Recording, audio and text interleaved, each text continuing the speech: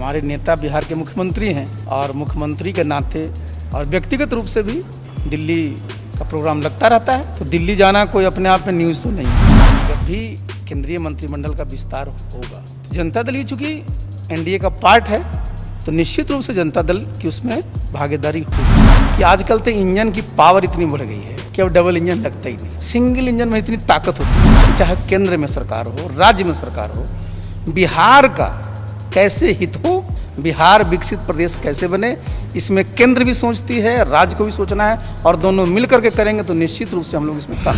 हमारे साथ हैं जेडीयू के राष्ट्रीय अध्यक्ष आरसीपी सिंह, जो बताएंगे विस्तार से कि बिहार के मुख्यमंत्री नीतीश कुमार बहुत दिनों बाद दिल्ली जा रहे हैं और चर्चा ये हो रही है कि केंद्रीय मंत्रिमंडल में शामिल हो सकती है जेडीयू या जेडीयू के सांसद हैं। तो इस बारे में क्या कोई मुलाकात या क्या आप लोगों की राय है? देखिए, हमारे नेता बिहार के मुख्यमंत्री हैं और मुख्यमंत्री के नाते और व्यक्तिगत रूप से भी दिल्ली का प्रोग्राम लगता रहता है। तो दिल्ली जाना कोई अपने आप में न्यूज़ तो नहीं है। और कोरोना के चलते वैसे भी लोग कहीं नहीं जा रहे थे, तो दिल्ली जा रहे हैं तो स्वाभाविक है कई तरह के प्रोग्राम मुख्यमंत्री हैं लगेंगे।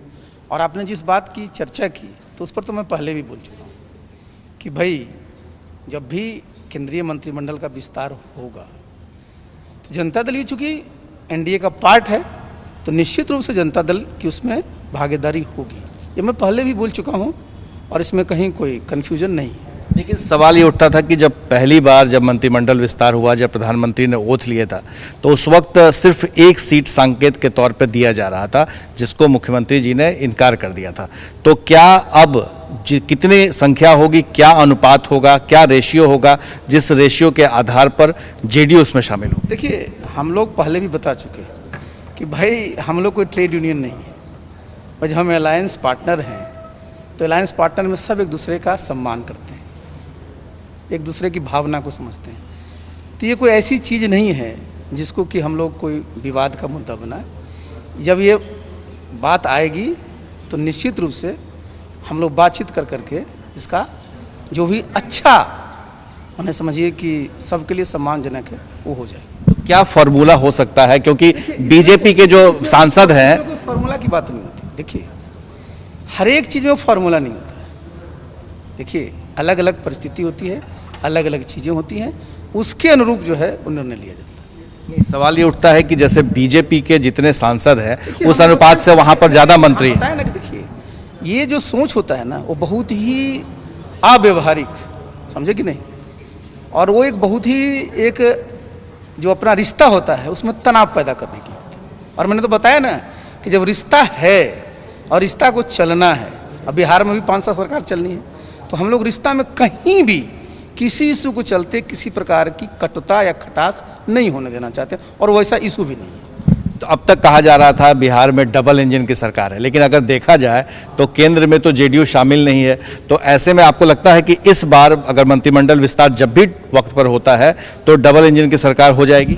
देखिए, मैं तो आपको व्यक्तिगत रूप से मैंने बराबर कहा है कि आजकल तो इंजन की पावर इतनी बढ़ गई है कि अब डबल इंजन लगता ही नहीं, सिंगल इंजन में इतनी ताकत होती है। चाहे वो केंद्र की सरकार हो, उसकी अपनी ताकत है, राज्य की सरकार, हमारी राज्य सरकार की हम ताकत नहीं है।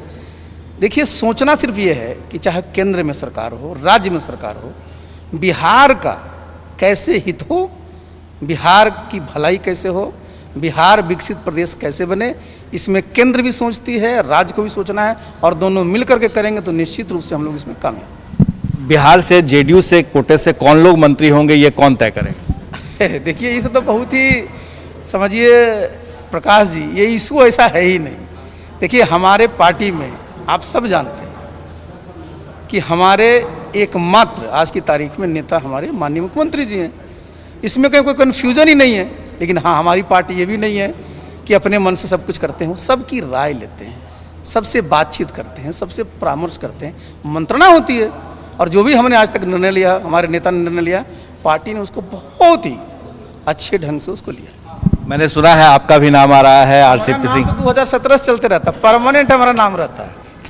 इसमें ये तो देखिए स्वाभाविक है कि भाई लोग अपना अपना अपने हिसाब से कयास लगाते रहते हैं, लेकिन निश्चित रूप से मैं कह दूं, ये अधिकार हमारे नेता का है और वो जब भी निर्णय लेते हैं तो सबसे पूछ कर लेते हैं। एक आखिरी सवाल कि इस बार अगर मंत्रिमंडल में जेडीयू शामिल होती है जिस तरह से है, तो उससे क्या बिहार में क्या असर पड़ेगा?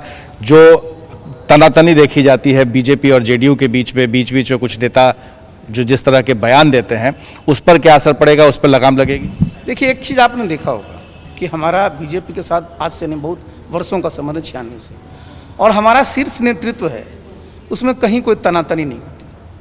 और निश्चित रूप से जब केंद्र में भी हम शामिल होंगे और यहाँ भी उन सब शामिल हैं, तो समन्वय और बेहतर होता है, अंडरस्टैंडिंग और बेहतर होती है, तो और भी जो माहौल है उसको बेहतर होने में हम लोग बेहतर करने में कामयाब होंगे। और निश्चित रूप से देखिए, स्वाभाविक है ना कि लोगों को लगता है कि साहब आप एनडीए में हैं, आप शामिल नहीं हैं, पता नहीं क्या है, तो ऐसा नहीं हो सकता। यहाँ है वहाँ है, दोनों जगह रहेंगे तो निश्चित रूप से भागीदारी भी रहती है, भरोसा भी लोगों को बढ़ता है और काम में भी सहूलियत होती है। चिराग पासवान की पार्टी टूटी है और उनके 5 सांसद अब अलग बन गए हैं, मतलब उनका कहना है कि वो एलजेपी वही हैं, तो आप लोगों का किस तरह की प्रतिक्रिया है चिराग पासवान के टूटने को लेकर? और जो नए लोग आए हैं, क्या उनके साथ आपका सदस्यता या उनके साथ आपका किस तरह का रिश्ता है? देखिए, ये तो हम नहीं तय करेंगे, ये तो भाई उनकी जो अपनी समझिए नेशनल एग्जीक्यूटिव होगी वो तय करेंगी, और फिर हमारा जो होता है हम लोग क्या तय करेंगे। लेकिन निश्चित रूप से हम लोगों ने इस पर स्टेटमेंट पहले भी दिया है कि भाई कोई भी पार्टी जब टूटती है तो स्वाभाविक है कोई न कोई उसका आधार होता है, और स्वाभाविक है जहाँ 6 एमपी हैं टूट के 5 अलग हो गए तो कुछ न कुछ कहीं न कहीं तो गलती हुई होगी। और मैं देख रहा था, मुझे अच्छा भी नहीं लग रहा था कि एक दिन मैं सुना कि उन्होंने कहा मैं शेर का वो हूँ, और कल कह दिया अनाथ हैं। हिंदुस्तान में आज तक मैंने नहीं सुना कि शेर भी कभी अनाथ हो सकता है, और शेर का बेटा अगर शेर है तो शेर का भाई क्या दूसरा होता है, वो भी शेर रहता है। ये क्या पशुपति पारस भी मंत्री बनेंगे? ये तो हम नहीं कर सकते। देखिए, तो प्रधानमंत्री का प्रेरोगेटिव होता है कौन मंत्री बने। आरसीपी सिंह सीधे तौर पर खुल करके कि केंद्रीय मंत्रिमंडल में जब भी विस्तार होगा तो जेडीयू उसमें हिस्सा मांगती है और उसमें हिस्सेदार के रूप में और आगे समन्वय बैठे, इसके लिए बहुत ज़रूरी है मंत्रिमंडल में आना। हमारे सहयोगी शैलेश के साथ प्रकाश कुमार, एबीपी न्यूज़, पटना।